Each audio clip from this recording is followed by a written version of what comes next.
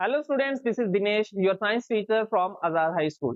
So students, in today's class, we are going to learn how we can balance the chemical equations. Chemical equations को balance कैसे किया जाता है, ये आज की क्लास के अंदर हम कवर करेंगे, जो कि क्लास 10th के साइंस के सेक्शन केमिस्ट्री का टॉपिक है और चैप्टर का नेम है chemical reactions and equations. Understand? Chemical equations को बैलेंस करने की जरूरत इसलिए पड़ती है क्योंकि हमने क्लास 9th में भी पढ़ा था law of conservation of mass, जो क्या स्टेट करता है कि matter can neither be created nor be destroyed. Matter को ना तो क्रिएट किया जा सकता है ना ही डिस्ट्रॉयड किया जाता है। What does it mean? इसका मतलब ये हुआ कि केमिकल रिएक्शन में जो भी एटम्स हिस्सा ले रहे हैं, जो भी टेक पार्ट कर रहे हैं, वो तो ना डिस्ट्रॉय किए जा सकते हैं ना ही उनको क्रिएट किया जा सकता है। और उसका मतलब क्या हुआ कि जितने नंबर ऑफ एटम्स या जितनी क्वांटिटी एटम्स की रिएक्टेंट वाली साइड में होगी। अब रिएक्टेंट साइड कौन सी होती है? रिएक्टेंट साइड बेटा वो साइड होती है जहां पे केमिकल रिएक्शन अकर होती है, या दो से ज्यादा जो एटम्स हैं या मॉलिक्यूल्स है या कंपाउंड्स है, जब एक दूसरे के साथ रिएक्ट करते हैं, जब एक दूसरे के साथ कंबाइन करते हैं, तो वो जो पार्ट होता है, वो जो हिस्सा होता है, उसे हम रिएक्टेंट वाला हिस्सा कहते हैं, रिएक्टेंट वाला पार्ट कहते हैं। और उन दोनों में केमिकल जो रिएक्शन होती है, जब वो कंबाइन करते हैं, तो कंबाइन होने के बाद एक हमारे पास नया प्रोडक्ट बन के आता है, एक नई चीज बन के आती है, एक नया सब्सटेंस बन के आता है बेटा। और उस सब्सटेंस को हम क्या कहते हैं? प्रोडक्ट कहते हैं। अंडरस्टैंड?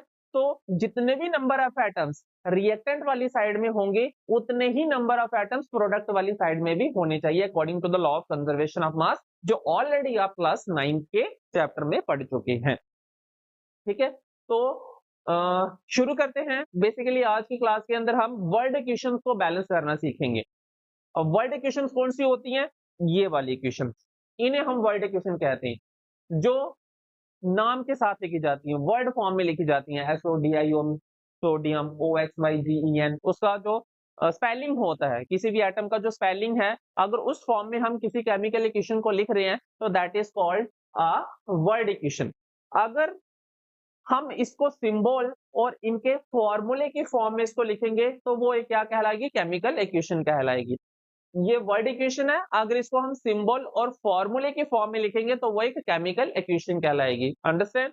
तो सबसे पहले वर्ड इक्वेशन को कन्वर्ट करना पड़ता है आपको केमिकल इक्वेशन के अंदर। किस तरह से? उसके फॉर्मूले और उसको सिंबल्स लिख के। तो आपको 1 से लेके 20 तक के बेटा जो एटम्स हैं, उनके नाम याद होने चाहिए, उनके सिंबल्स याद होने चाहिए, उनकी इलेक्ट्रॉनिक कॉन्फ़िगरेशन याद होनी चाहिए, उनके एटॉमिक नंबर याद होने चाहिए, और साथ ही साथ उनके बैलेंस इलेक्ट्रॉन्स और वैलेंसी कैसे निकाली जाती है, वो आपको पता होना चाहिए। अगर ये चीज़ आपको पहले से आती है और आप बैलेंसिंग फिर भी नहीं कर पा रहे हैं, तो ये वीडियो आपके लिए है। आज की क्लास के अंदर आप बैलेंसिंग करना, वर्ड इक्वेशन को बैलेंस करना सीख जाएंगे, और किस तरह से सिंबल्स फॉर्मूले लिखे जाते हैं, वो भी आज की क्लास के अंदर मैं आपको सिखाऊंगा। लेकिन उससे पहले आपको 1 से लेकर 20, कम से कम 1 से लेकर 20 एटम्स के नाम, सिंबल, एटॉमिक नंबर, कॉन्फ़िगरेशन किस तरह से निकाली जाती है, वैलेंस और बैलेंसी किस तरह से निकाली जाती है, वो आपको आनी चाहिए। अगर वो आपको आती है तो you are in the right class. अगर नहीं आती है तो आप ये वीडियो यहीं पे बंद कर सकते हैं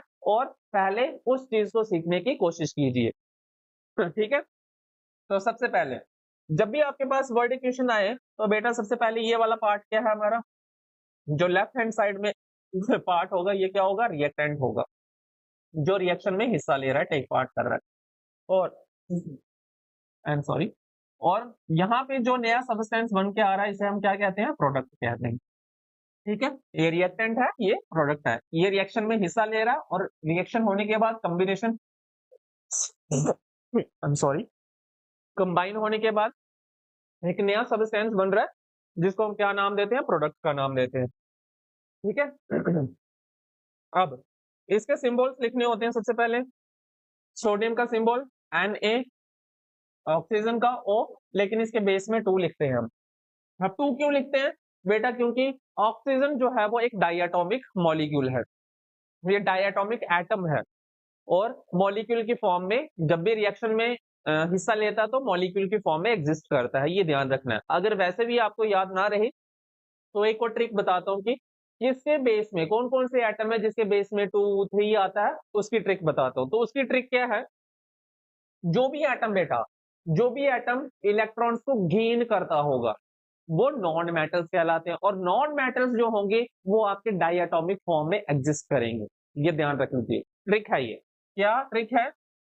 जो एटम्स जो एटम्स क्या करेंगे? इलेक्ट्रॉन्स को गेन करेंगे।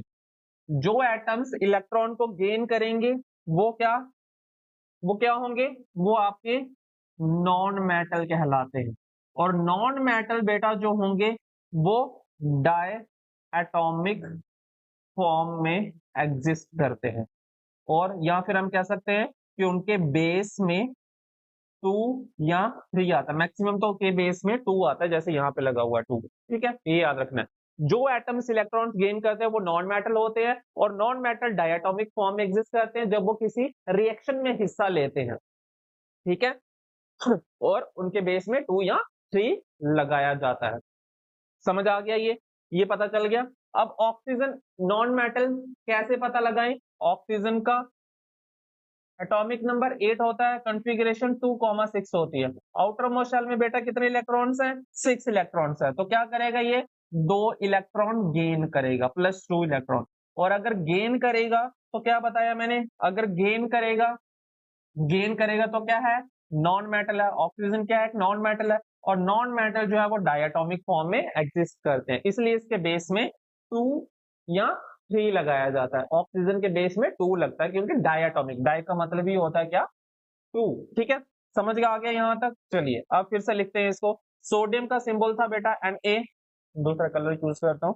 सोडियम का सिंबल था Na, ऑक्सीजन O2। अब सोडियम ऑक्साइड ये एक कंपाउंड है, क्योंकि 2 अलग अलग एटम से मिलके बना हुआ है।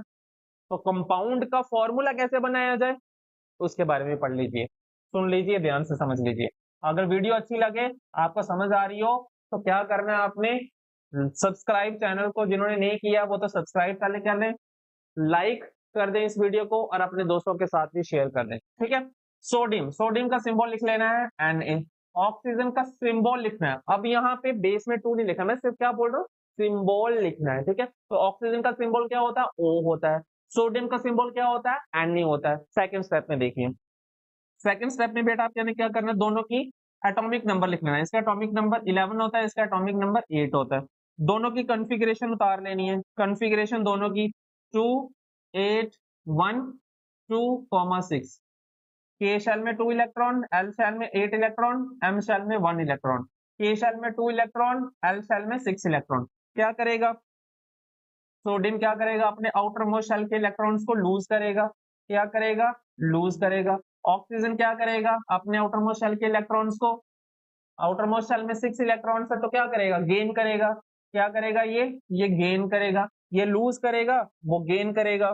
क्या करेगा? एक लूज करेगा, एक गेन करेगा। ये कितने लूज करेगा? जितने आउटर मोस्ट शेल में इसके इलेक्ट्रॉन्स है, एक ही लूज करेगा। तो एक इसकी क्या कहलाएगी बेटा? वैलेंसी कहलाएगी। ये जो एक है ये इसका बैलेंस इलेक्ट्रॉन है, ये जो 6 है ये इसका बैलेंस इलेक्ट्रॉन है। मैं इसके नीचे क्या लिख रहा हूँ? वैलेंसी। तो इसकी वैलेंसी क्या आएगी?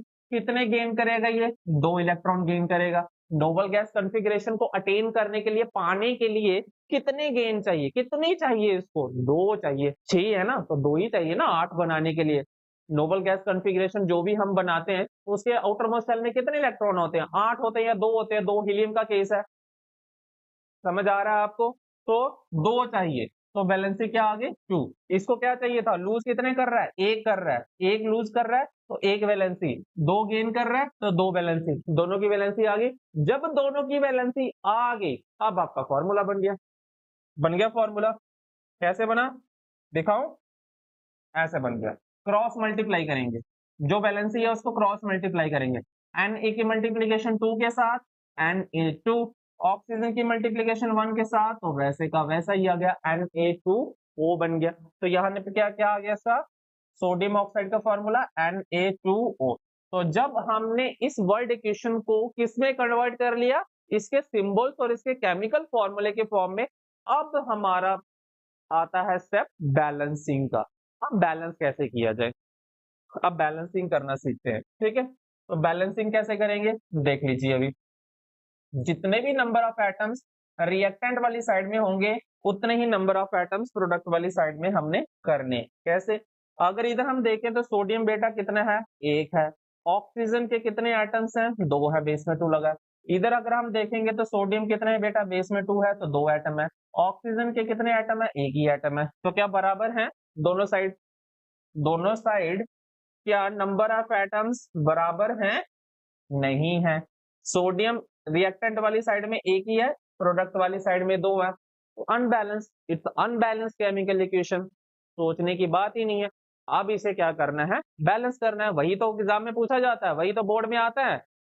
इक्वेशन आपको अनबैलेंस दे दी जाएगी, गलत दे दी जाएगी, उसको सही करना है आपने। क्या करके? उसको बैलेंस करके, तराजू को बराबर करना है। इस साइड में सोडियम 1 है, इधर 2 है, ऊपर उठा हुआ है ये, इसको बराबर लाना है। बराबर लाने का मतलब इसको बैलेंस करना है। तो कैसे करेंगे? सोडियम 2 है, सोडियम 1 है, 2 करेंगे, इधर इधर 2 कर देंगे, हो गए सोडियम 2। इधर भी सोडियम 2 हो गए, इधर भी सोडियम। एक चीज और ध्यान रखनी है आपने बेटा, मैक्सिमम स्टूडेंट गलती करते हैं जब भी बैलेंस करते हैं, तो जो आप नंबर लगाते हो वो हमेशा सिंबल के या फॉर्मूले के आगे लगना चाहिए, बीच में कहीं नहीं, सेंटर में, इधर उधर कहीं नहीं लगाना, हमेशा आगे ही लगाना है। जैसे मैंने यहाँ पे लगाया 2, मैं यहाँ नहीं लगाऊंगा 2, यहाँ पे आगे उस फॉर्मूले, उस सिंबल के आगे लगाना है अपने 2। अंडरस्टैंड? आगे फ्रंट में। तो सोडियम 2 से मल्टीप्लाई हुआ तो 2 हो गया। ऑक्सीजन कितने इधर बेटा? 2 है। इधर कितने हैं? 1 है। कभी कभी टंग स्लिप हो जाती है, ठीक है। तो ऑक्सीजन 2 है, ऑक्सीजन 1 है, इसको 2 करना है तो क्या करेंगे? इसको 2 से मल्टीप्लाई करूंगा मैं, पूरे फॉर्मूले। सोडियम के साथ ऑक्सीजन है। अब यहाँ पे ये नहीं करना गलती आप कि यहाँ पे 2 लगा दिया, यहाँ पे 2 लगा दिया तो सर हो गए 2 ऑक्सीजन, बैलेंस हो गया। नहीं, रॉन्ग। मैंने कहा ये पूरा Na2 हो गया है, पूरा एक फॉर्मूला है, फॉर्मूले के आगे ही नंबर लगाना है। तो यहाँ पे नंबर लगाऊंगा 2, तो सोडियम कितने हो गए? 2। लेकिन ऑक्सीजन, सॉरी, ऑक्सीजन कितने हो गए? 2 ऑक्सीजन हो गए 2। ऑक्सीजन तो बैलेंस कर दिया, लेकिन ऑक्सीजन को बैलेंस करने के चक्कर में हमारा सोडियम अनबैलेंस हो गया। सोडियम वाला तराजू ऊपर नीचे हो गया। अब ये, अब इसको बैलेंस करना पड़ेगा फिर से। अब इधर कितने हो गए? सोडियम कितने हो गए? ध्यान से देखना यहाँ पे, ये जो आगे 2 है, ये सोडियम के जो बेस में 2 है, जितने नंबर ऑफ एटम्स थे सोडियम के साथ, उसके साथ मल्टीप्लाई हो जाएगा। तो सोडियम कितने हो जाएंगे बेटा? 4 हो जाएंगे। सोडियम कितने हो जाएंगे? 4। लेकिन यहाँ पे सोडियम कितने? 2 ही है, तो इसको हम हटा के क्या कर देंगे? 4 कर देंगे, मतलब 4 से मल्टीप्लाई हो जाएगा। तो ये हो गया आपका सोडियम। सोडियम भी हो गया 4, पहले 1 था, 4 से मल्टीप्लाई हुआ तो 4 बन गया। तो ये हो गया बैलेंस। बैलेंस हो गया, दिख रहा है आपको? सोडियम के एटम 4 इधर, 2 टू द 4 सोडियम क्या है? 4 एटम इधर। ऑक्सीजन के एटम 2, ऑक्सीजन के एटम 2 फॉर्मूले के साथ लगा हुआ है। ऑक्सीजन के फॉर्मूले के आगे क्या लगा हुआ है? 2 लगा हुआ है, तो it mean sodium 2 to the 4 और ऑक्सीजन 2। तो ये हो गया बैलेंस। इस तरह से हम इक्वेशंस को बैलेंस करते हैं। एक और एग्जांपल से समझाऊंगा मैं आपको, और कुछ एग्जांपल्स आपको दूंगा घर में करने के लिए। जैसे दूसरी एग्जांपल है हमारे पास, magnesium plus oxygen gives magnesium oxide. फटाफट इसका सिंबल लिख लेंगे, Mg, oxygen O2। Magnesium oxide का फॉर्मूला क्या बनेगा? Mg, इसका सिंबल, ऑक्साइड का सिंबल O, ऑक्सीजन से निकला है। इसकी कॉन्फ़िगरेशन बेटा क्या आएगी? 12, सॉरी, एटॉमिक नंबर 12, इसका एटॉमिक नंबर 8। अंडरस्टैंड? इसकी कॉन्फ़िगरेशन 2,8,2, इसकी 2,6। आउटर मोस्ट शेल में बेटा कितने इलेक्ट्रॉन्स हैं? 2 इलेक्ट्रॉन्स हैं। आउटर शेल में कितने इलेक्ट्रॉन्स हैं? 6 इलेक्ट्रॉन्स हैं। 2 इलेक्ट्रॉन है तो क्या करेगा? लूज करेगा, अपने 2 इलेक्ट्रॉन लूज कर देगा। 6 है तो क्या करेगा? गेन करेगा, क्योंकि इतनी हिम्मत नहीं है इसके अंदर की ये 6 इलेक्ट्रॉन लूज कर दे, उसके लिए काफी ज्यादा हाई एनर्जी चाहिए होगी। लेकिन इसके पास 2 ही इलेक्ट्रॉन है तो बड़ी जल्दी छोड़ देगा ये, इसको जरूरत नहीं होगी तो ये छोड़ देगा, क्योंकि उसके लिए काफी कम एनर्जी चाहिए होगी। ठीक है, तो कम एनर्जी के साथ ये अपने 2 इलेक्ट्रॉन को लूज कर देता है, इसके आउटरमोस्ट शेल से वो 2 इलेक्ट्रॉन निकल जाते हैं, लूज हो जाते हैं। ठीक है, तो अगर ये 2 लूज कर रहा है तो इसकी वैलेंसी क्या होगी बेटा? इसकी वैलेंसी होगी 2। और ये कितने गेन करेगा? नोबल गैस कॉन्फ़िगरेशन अटेन करने के लिए 2 करेगा, तो इसकी वैलेंसी भी 2 होगी। लास्ट स्टेप क्या रहेगा? Cross multiplication. क्रॉस मल्टीप्लीकेशन तो क्या बन गया? Mg 2 के साथ मल्टीप्लाई 2, O की भी 2 के साथ तो 2, तो ये बेस में 2 और 2 कैंसिल हो जाएंगे तो हमारा फॉर्मूला क्या बन जाएगा, MgO बन जाएगा। तो मैग्नीशियम ऑक्साइड का फॉर्मूला बेटा क्या होता है, MgO होता है। ठीक है, मैं इसको डायरेक्ट अभी लिखता हूँ यहाँ पे, मैग्नीशियम ऑक्साइड का फॉर्मूला MgO। अब इसको बैलेंस करना सीखेंगे। रिएक्टेंट साइड में क्या क्या है, मैग्नीशियम है और ऑक्सीजन है। ऑब्वियसली इधर भी क्या होगा, वही होंगे जो रिएक्टेंट साइड में होंगे। अंडरस्टैंड, इसको इरेज करता हूं मैं। चलिए नेक्स्ट स्टेप, कितने एटम है, मैग्नीशियम एक है, ऑक्सीजन कितने हैं, दो है।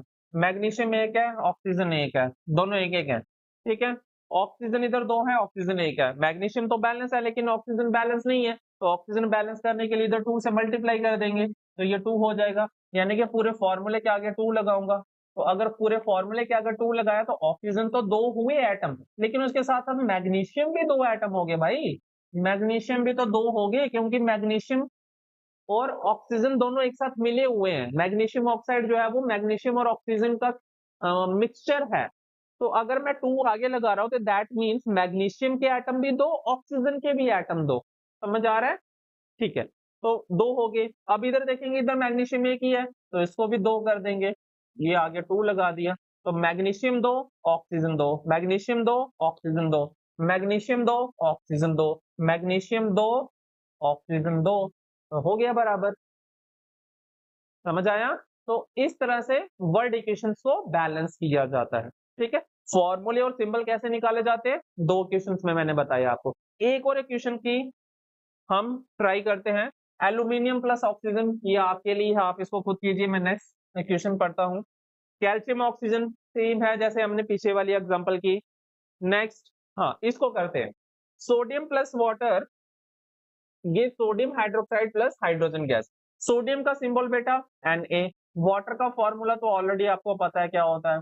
सोडियम हाइड्रोक्साइड का फॉर्मूला कैसे निकालेंगे, सोडियम का सिंबल Na, हाइड्रोक्साइड बेटा क्या होता है, OH होता है। हाइड्रोक्साइड का जो सिंबल कह लीजिए या फॉर्मूला कह लीजिए वो क्या होता है, ऑक्सीजन और हाइड्रोजन, एक ऑक्सीजन और एक हाइड्रोजन एटम मिलके क्या बनाते हैं, हाइड्रोक्साइड बनाते हैं, तो OH हो गया। इसको पूरा आपने इकट्ठा लिखना है। सोडियम का सोडियम का जो एटॉमिक नंबर होगा 11, कॉन्फ़िगरेशन क्या आ जाएगी 281, कितने इलेक्ट्रॉन लूज करेगा, एक, तो वैलेंसी भी क्या आ जाएगी, एक।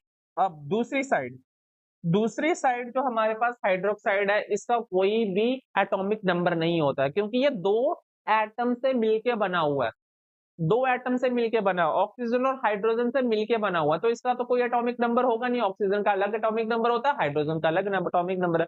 तो आपके पास 4 ऐसे फॉर्मूले हैं जो आपने याद रखने हैं, उसकी वैलेंसी याद रखनी है। हाइड्रोक्साइड की डायरेक्ट आपको वैलेंसी याद रखनी है, क्या होती है, 1 इसकी वैलेंसी होती है, ये याद रख लेना बस। ठीक है, इसको रट्टा लगा लीजिए, कुछ भी कह लीजिए कि सर रट्टा लगवा रहे हो, कोई नहीं, लगा लो रट्टा इसको। सिर्फ 4 के, एक OH, एक CO3 दैट इज कार्बोनेट, एक NO3 दैट इज नाइट्रेट, और एक CO3 दैट इज कार्बोनेट। इन 4 की वैलेंसी आपको याद रख लेनी है। ठीक है, उन चारों की वैलेंसी क्या होती है मैं नीचे डिस्क्रिप्शन में दे दूंगा, उसकी वैलेंसी आप याद रख लीजिए। एक की बता दी, 3 की रह गई है, वो आगे नीचे डिस्क्रिप्शन में मैं दे दूंगा उसकी। ठीक है, तो दोनों की वैलेंसी 1, क्रॉस मल्टीप्लाई कर लीजिए, क्या बन जाएगा, NaOH बन जाएगा। प्लस हाइड्रोजन गैस जो है ये डायटोमिक फॉर्म में एग्जिस्ट करता है, तो H2 आ जाएगा। क्यों, क्योंकि हाइड्रोजन एटॉमिक नंबर 1 क्या करेगा, गेन करेगा, तो गेन करने वाले जो हैं उसके बेस में क्या आ जाता है, 2 आता है। स्टार्टिंग में मैंने बताया था, आप रिवाइंड करके चेक कर सकते हैं। अब इसको बैलेंस करेंगे, बैलेंस कैसे करेंगे, सोडियम एटम कितने हैं, एक है, सोडियम एटम एक है, नहीं छेड़ेंगे, मैं डायरेक्ट करके बता रहा हूँ। हाइड्रोजन 2 है, हाइड्रोजन 2 और एक 3 है, इसको मैं 4 बना लूंगा इधर 2 लगा के। तो हाइड्रोजन कितने हो गए बेटा, ये 2 और ये 2, टोटल कितने हो गए, 4 हो गए। अब इधर हाइड्रोजन 4 बनाने तो इसके आगे मैं 2 लगा दूंगा, तो क्या हो जाएगा, 2 × 2 = 4, हाइड्रोजन हो गए 4। जब हाइड्रोजन को 4 किया मैंने, बाकी वाला सारा अनबैलेंस हो गया भाई। क्या क्या अनबैलेंस हुआ, इधर 2 लगाया था तो हाइड्रोजन तो 4 हुए, 2 हुए, लेकिन सोडियम भी 2 हो गए, तो सोडियम को इधर कर देता हूं 2, कोई बात नहीं। ऑक्सीजन कितने हो गए, 2, ऑक्सीजन कितने हो गए, 2, तो हो गया बैलेंस। सोडियम किधर कितने हैं, 2 हैं, सोडियम इधर कितने हैं, 2 हैं, हाइड्रोजन 2 2 जा 4, हाइड्रोजन कितने हैं 4 हैं, हाइड्रोजन 2 ये और प्लस 2 ये, तो हाइड्रोजन कितने हैं इधर भी 4 हैं प्रोडक्ट वाली साइड में। ऑक्सीजन ये 2 हैं, ऑक्सीजन 2 है, ऑक्सीजन इधर कितने हैं ये 2 हैं, ऑक्सीजन 2 है। तो रिएक्टेंट और प्रोडक्ट वाली साइड में इक्वल नंबर ऑफ एटम्स हो गए, तो दैट मीन्स ये इक्वेशन अब हमारी क्या बन गई बेटा, बैलेंस केमिकल इक्वेशन बन गई। इस तरह से हम इक्वेशंस को, वर्ड इक्वेशंस को बैलेंस करते हैं। अगर तो सिंपल आपको एग्जाम में ये फॉर्मूले और सिंबल की फॉर्म में इक्वेशन लिख के दी हुई है तो उसको तो बैलेंस करना और ज्यादा आसान है, लेकिन अगर वर्ड फॉर्म में, कई बार देखा गया वर्ड फॉर्म में इक्वेशन पूछते हैं, तो वर्ड फॉर्म को पहले आपको सिंबल्स और फॉर्मूले में कन्वर्ट करना पड़ेगा, और उसके लिए क्या आना चाहिए, सिंबल्स पहले 20 एटॉमिक नंबर, पहले 20 की इलेक्ट्रॉनिक कॉन्फ़िगरेशन निकालनी, पहले 20 एटम्स के बैलेंस इलेक्ट्रॉन और पहले 20 एटम्स की वैलेंसी निकालना। अगर ये आज चीजें आपको आ गई तो इक्वेशंस को बैलेंस करना, वर्ड इक्वेशंस को बैलेंस करने से आपको कोई नहीं रोक सकता। अंडरस्टैंड? अगर और भी आपके पास कोई इक्वेशंस हो जिसको आपको करने में प्रॉब्लम आ रही है तो नीचे कमेंट बॉक्स में आप उस इक्वेशन को लिख देना, मैं उसका सोल्यूशन आपको अपने नेक्स्ट वीडियो में करके जरूर बताऊंगा। तो मिलते हैं अपने नेक्स्ट वीडियो में। अगर कोई भी साइंस का टॉपिक आपको समझ से बाहर हो, आपको समझने में प्रॉब्लम आ रही हो, तो उसका भी आप टॉपिक का नाम नीचे कमेंट में डाल देना। मैं कोशिश करूंगा कि अपने नेक्स्ट वीडियो में या जब भी मुझे टाइम मिलेगा तो उसके अंदर मैं वो टॉपिक आपको जरूर समझाने की कोशिश करूंगा, आपके डाउट्स को जरूर क्लियर करने की कोशिश करूंगा। तो आज की वीडियो में इतना ही, मिलते हैं अपने नेक्स्ट वीडियो में। अगर आज की वीडियो अच्छी लगी हो तो लाइक और शेयर जरूर कीजिए वीडियो को, और अपने दोस्तों में भी इस वीडियो को शेयर कीजिए ताकि उनके भी अगर इस टॉपिक के रिलेटेड कोई डाउट्स हो तो वो भी क्लियर हो सके, क्योंकि एग्जाम आपके काफी नजदीक है, 17 ऑफ फेब्रुअरी से आपका एग्जाम शुरू है। तो मेहनत लगाइए, मेहनत कीजिए, जोरों शोरों से पढ़ाई कीजिए और अच्छे मार्क्स के साथ पास हो जाइए। थैंक यू सो मच, मिलते हैं अपने नेक्स्ट वीडियो में।